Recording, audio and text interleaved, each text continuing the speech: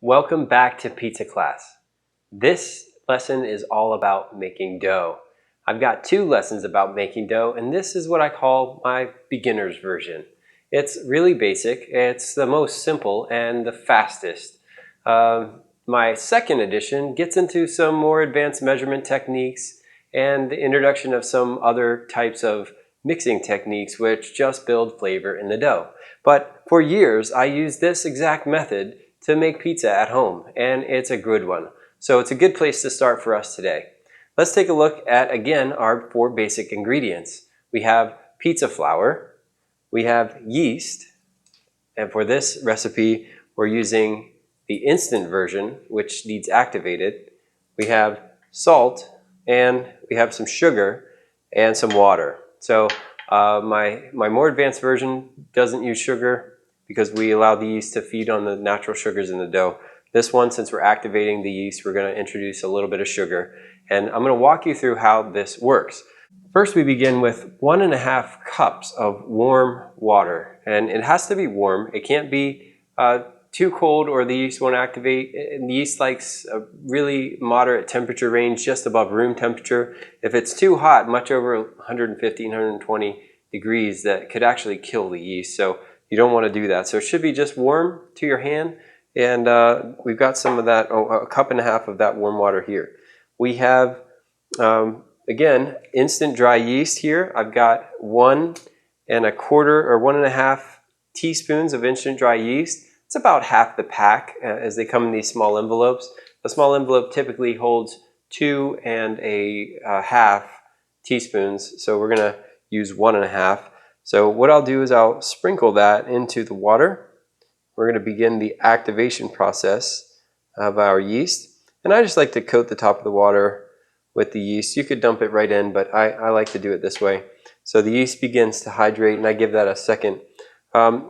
Next we have about a tablespoon of table sugar. So this table sugar is going to be the initial food for the yeast. Again, this is a fast action activation of the yeast, and so I'll just sprinkle that over the top of the yeast there, and that will begin to sink down into the bottom, and the yeast gets a chance to start to eat that sugar, and the warm water gives it the context for that. So there we've got a bowl now of yeast, water, and sugar. We're going to set that aside for a few minutes. Next up is our pizza flour. We talked about the types of pizza flour that are good for pizza in the essential ingredients class. So here I've got All Trumps, one of my favorites. So we're going to take 3 level cups. Again, not any weighing of flour or anything, and measuring flour, as you know, can be a little tricky because depending on how well it's packed, you could get varied amounts of flour, but we're just going to try to do the best to get a little bit of a level scoop, just like that, of our flour. Put that into our bowl. We just need 3 of those cups. This will make 2 dough balls, by the way. 2 decent sized dough balls for pizza. I usually split it just about evenly in half.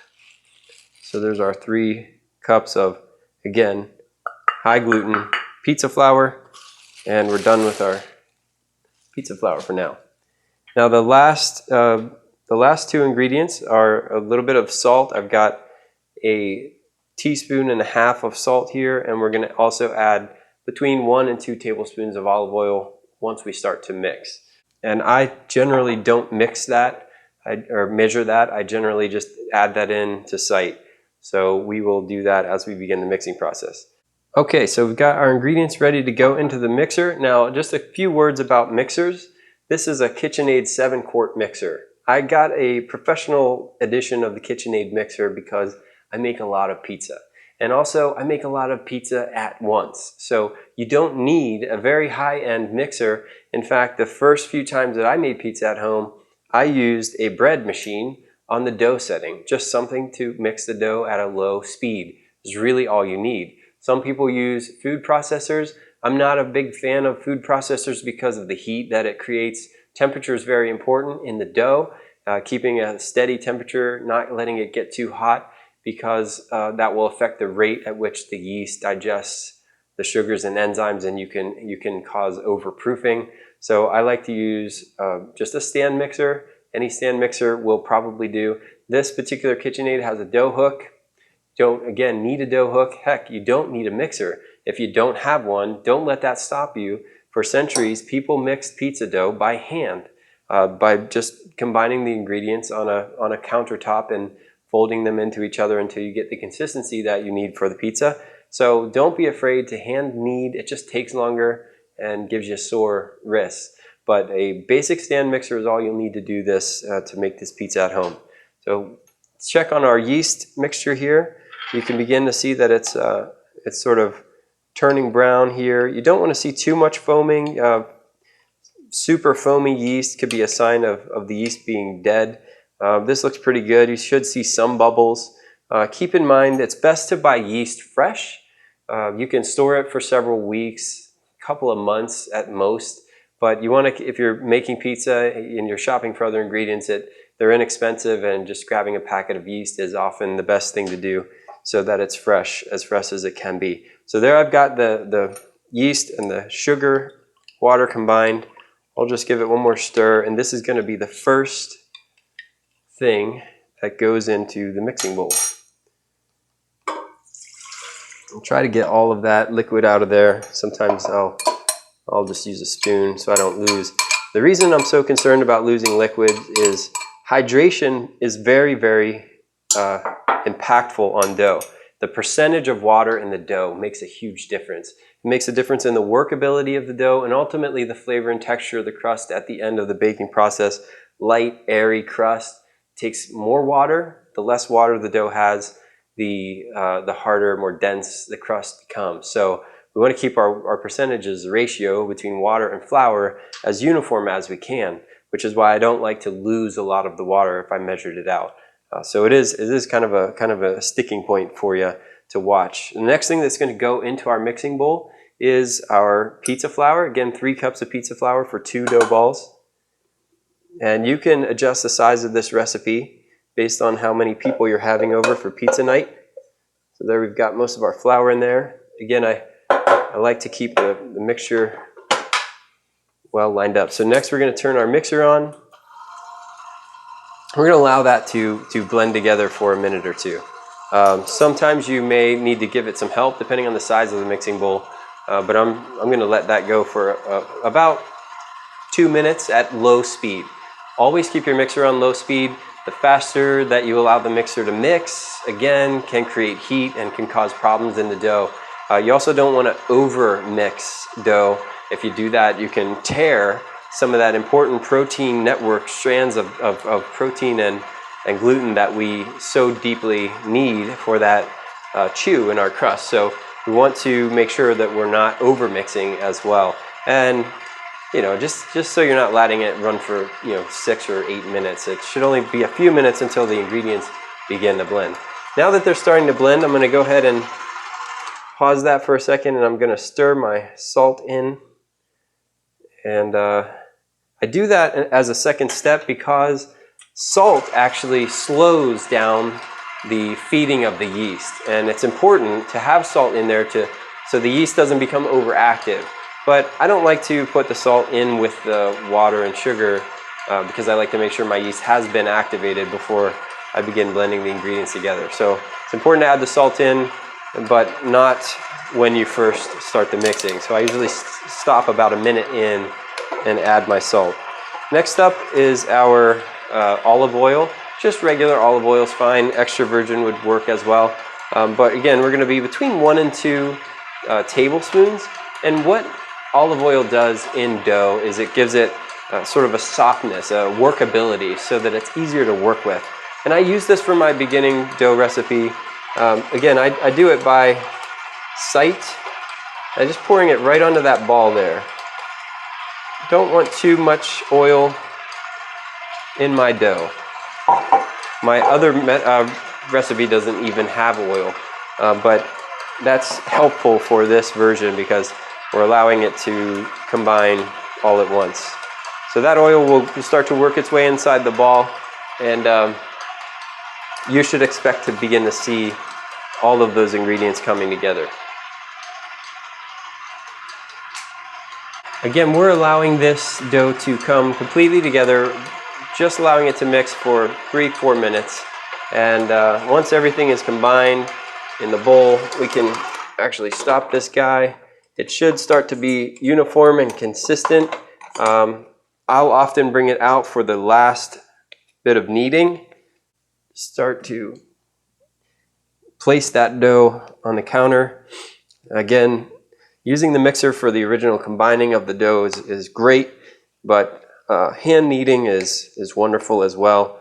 And what I'll often do is take the last few minutes of mixing and allow them to be hand kneaded. So what you're doing is you're taking the palm of your hand, and you're pressing that dough out forward, folding it back, and just, again, this is all about activating that gluten, getting those enzymes active, and the more you're able to do that during the kneading portion of the mix, the better the crust will be for your pizza. So nothing wrong with a little bit of hand kneading at the end of the process. You should start to feel some pretty good consistency of the dough there where all the ingredients have come together.